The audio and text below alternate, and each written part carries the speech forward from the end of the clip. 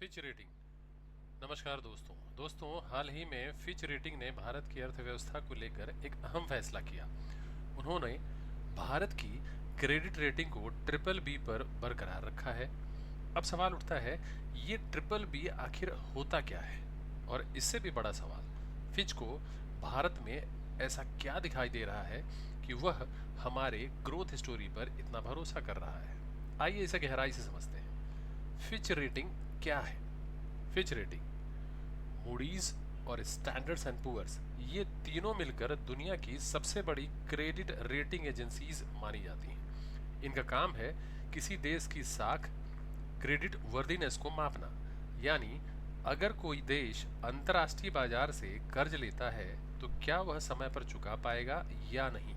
अगर रेटिंग अच्छी हो तो देश को सस्ता लोन मिलता है, और अगर रेटिंग गिर जाए तो विदेशी निवेशक पीछे हट जाते हैं। इसलिए फिच जैसी संस्थाओं की रिपोर्टें भारत जैसे उभरते देशों के लिए बेहद महत्वपूर्ण होती हैं। भारत का फिच रेटिंग जो है 25 अगस्त 2025 को फिच ने भारत की long term foreign currency issuer default rating को ट्रिपल बी पर बनाए रखा।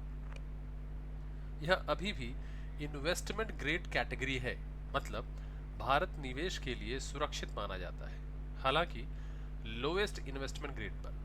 लेकिन दिलचस्प बात यह है कि फिच ने भारत की इकोनॉमी की ताकत को तीन बड़े स्तंभों पर टिकाया है। वो तीन स्तंभ हैं: domestic demand, capital expenditure, growth potential.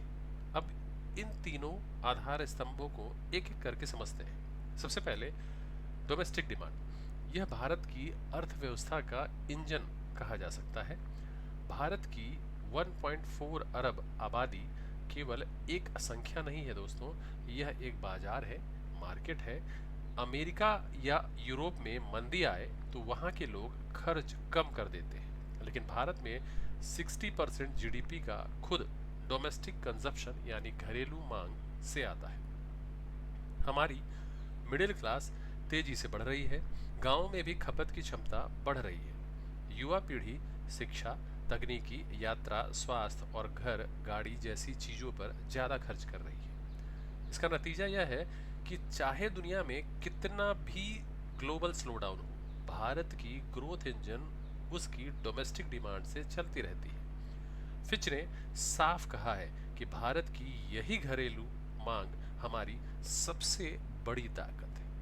अब दूसरे आधार को समझते हैं। दूसरा है कैपिटल एक्सपेंडिचर, जो जिसे हम भविष्य की नींव कह सकते हैं। सरकार ने पिछले कुछ सालों में कैपिटल एक्सपेंडिचर को जबरदस्त तरीके से बढ़ाया है। 2025-26 के बजट में कैपिटल एक्सपेंडिचर लगभग 11.1 लाख करोड़ तक पहुंच गया है। इसमें highway, expressway, railway modernisation, metro network, smart city, airport, digital network, सब पर बड़ा निवेश शामिल है। कैपिटल एक्सपेंडिचर का महत्व यह है कि यह केवल आज की नौकरियां नहीं देता, बल्कि कल की प्रोडक्टिविटी और ग्रोथ को मजबूत करता है। उदाहरण के लिए दिल्ली मुंबई एक्सप्रेसवे सिर्फ सफर का समय नहीं घटाता, बल्कि रास्ते में नए उद्योग, वेयर हाउस और बिजनेस हब को जन्म देता है। इसी तरह डिजिटल इंफ्रा जैसे 5G और भारत नेट गांव में e commerce, telemedicine, online education को संभव बना रहे हैं। फिच का मानना है कि यही कैपिटल एक्सपेंडिचर भारत को सर्विस इकोनॉमी से मैन्युफैक्चरिंग पावर हाउस की ओर ले जाएगा। तीसरे आधार स्तंभ को समझते हैं। ग्रोथ पोटेंशियल 2047 का ये एक सपना है।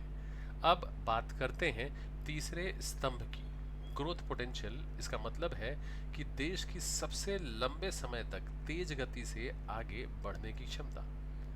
भारत का ग्रोथ पोटेंशियल इतना मजबूत क्यों है, इसको समझते हैं कुछ बिंदुओं के आधार पर। डेमोग्राफिक डिविडेंड, भारत की 75% जो व्यक्ति हैं वो 35 साल से कम उम्र के हैं, यानी वर्कफोर्स जवान है। टेक्नोलॉजी एडॉप्शन की बात करें तो भारत ने यूपीआई से लेकर एआई और सेमीकंडक्टर तक नई टेक्नोलॉजी को तेजी से अपनाया है। रिफॉर्म अगर हम बात करें तो जीएसटी, आईबीसी, पीएलआई जैसी नीतियों ने बिजनेस एनवायरनमेंट को सुधारा है। ग्लोबल शिफ्ट दुनिया का अब चाइना प्लस वन स्ट्रेटजी अपना रही है।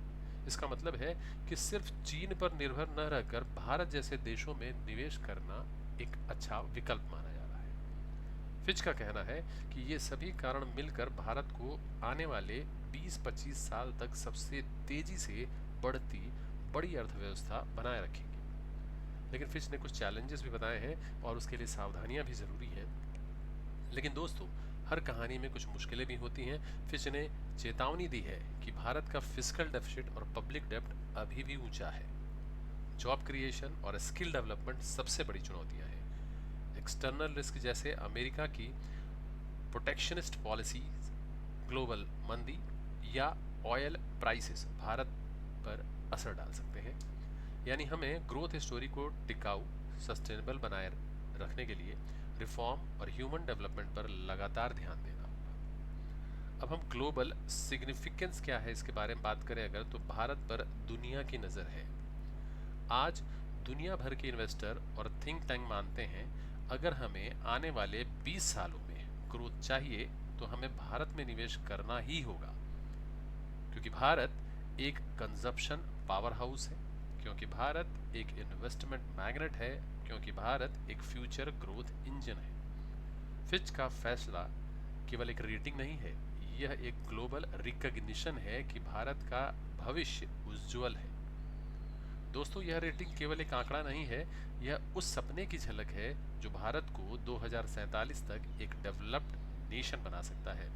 और याद रखिए, भारत की असली ताकत उसके कारखानों या आंकड़ों में नहीं, बल्कि उसकी 1.4 अरब जनता की सपनों और संकल्पों में छिपी है। तो अगर आपको यह वीडियो जानकारीपूर्ण लगी तो लाइक और शेयर जरूर करें और कमेंट में बताइए कि क्या आपको लगता है कि 2047 तक भारत एक डेवलप नेशन बन पाएगा।